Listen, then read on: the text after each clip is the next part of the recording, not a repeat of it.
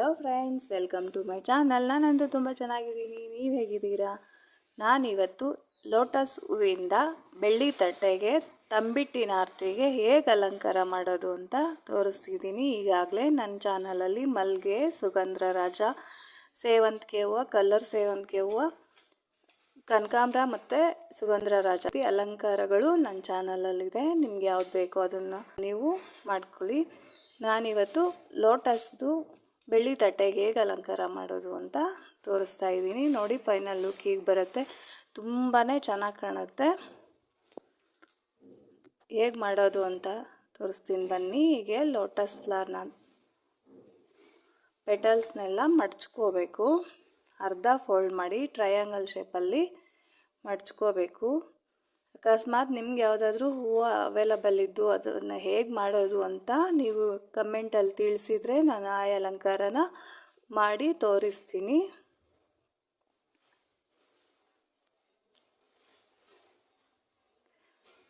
ನೋಡಿ, ಈಗೆಲ್ಲ ಲೋಟಸ್ ಹೂಗಳನ್ನು ಫೋಲ್ಡ್ ಮಾಡ್ಕೋಬೇಕು.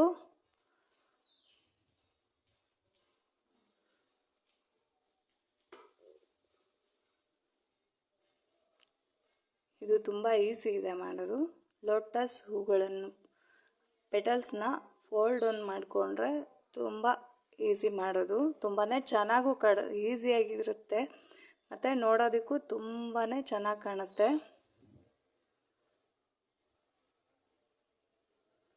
ಬೇಗ ಮಾಡಿಬಿಡ್ಬೋದು. ಒಂದು 5 ಮಿನಿಟ್ಸಲ್ಲೆಲ್ಲ ಆಗೋಗುತ್ತೆ. ಪೆಟಲ್ಸು ಫೋಲ್ಡ್ ಮಾಡೋವಾಗ ಸ್ವಲ್ಪ ಟೈಮ್ ತಗೊಳುತ್ತೆ ಅಷ್ಟೇ.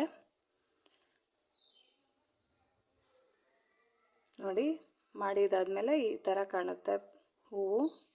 ನೋಡಿ ಎಷ್ಟು ಚೆಂದ ಕಾಣುತ್ತೆ.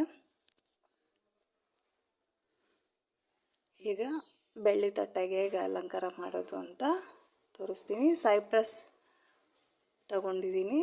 ಸೈಪ್ರಸ್ನ ಫಸ್ಟು ಎಲ್ಲ ರೌಂಡಾಗಿ ಜೋಡಿಸ್ಕೋಬೇಕು.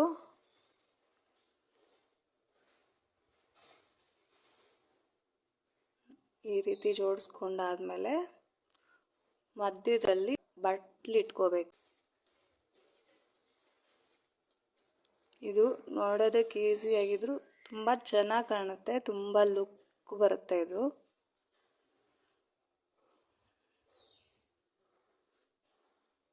ನೋಡಿ, ಈಗೆಲ್ಲ ಆದಮೇಲೆ ಒಂದು ಬಟ್ಲಿ ಇಟ್ಕೋಬೇಕು. ನಾವು ತಂಬಿಟ್ಟು ಇಡ್ತೀವಲ್ಲ ಅದಕ್ಕೆ. ಹೀಗೆ ಒಂದೊಂದೇ ಹೂಗಳನ್ನು ಜೋಡಿಸ್ಕೋತಾ ಬರಬೇಕು.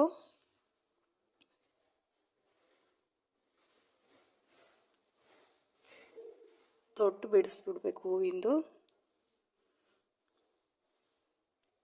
ಹೀಗೆ ತೊಟ್ಟು ಬಿಡಿಸಿ ಇನ್ನೊಂದು ರೌಂಡ್ ಇಡೋವಾಗ ಟೂತ್ ಪಿಕ್ ಚುಚ್ಕೊಳ್ಳಿ.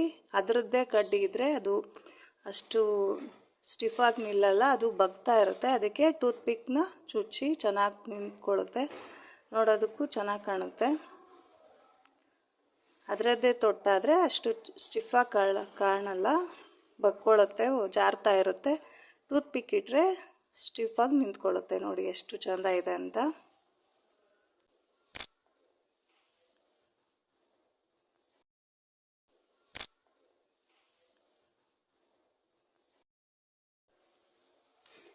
ಹೀಗೆ ನಮ್ಮ ಚಾನಲ್ ನೋಡ್ತಾ ಇರಿ.